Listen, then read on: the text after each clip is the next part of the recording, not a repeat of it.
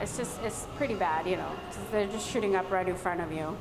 And, you know, I walk around with my mom, my dog, and it's kind of crazy. Like sometimes you just, you know, I'm afraid for my dog stepping on needles most of the times, you know. If I had children, I would never, you know, I don't think I would live here.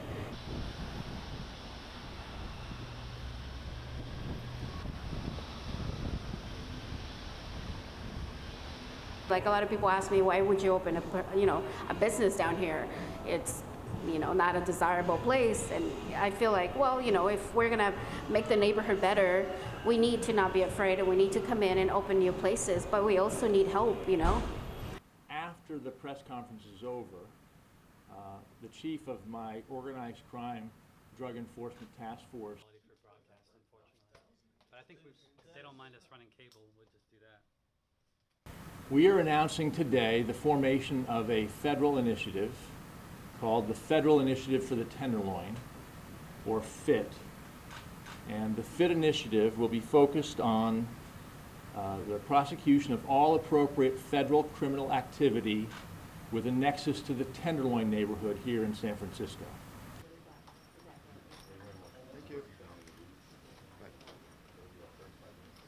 It is my perception, based on the data, that the Tenderloin has become a magnet for retail drug trafficking to an extraordinary degree.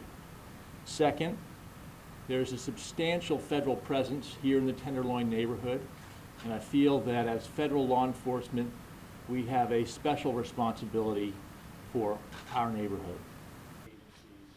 Each of the agencies represented here has made a similar commitment. As many of you know, parts of this great city are now known for what appear to be open-air drug markets, filled with crime and addiction. And we have seen, due in part to inaction, the apparent message of tolerance for drug trafficking. We in law enforcement are fighting to change this.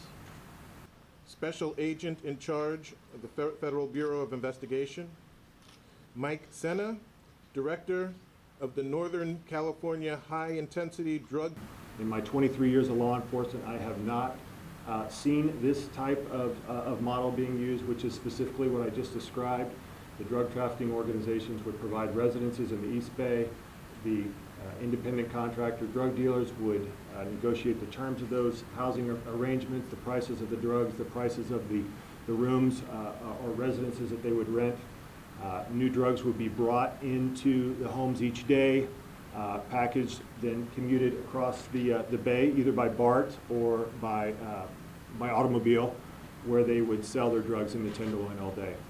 In the evenings, they would go back across the bay with their illicit proceeds. And what you'll see there is that although there certainly are other areas in San Francisco with drug offenses represented on the heat map, by far the most expansive area is here in the Tenderloin neighborhood, in the areas in which they normally operate. Just to